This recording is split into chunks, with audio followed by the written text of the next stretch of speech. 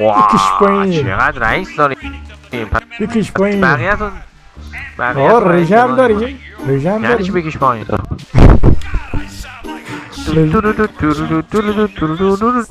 امریکا و اسرائیل انگلیس برای ما سوز کن. سل علاسی ترکیه چشم ترام به ترکیه. خدا دیگه اینجاست. هر باز به این قشنگ تو حالی دیده بودیم. آقا الان رئیس جمهور ما آمریکا ترامپ دیگه، درسته؟ نگو زیان. بگو. بله.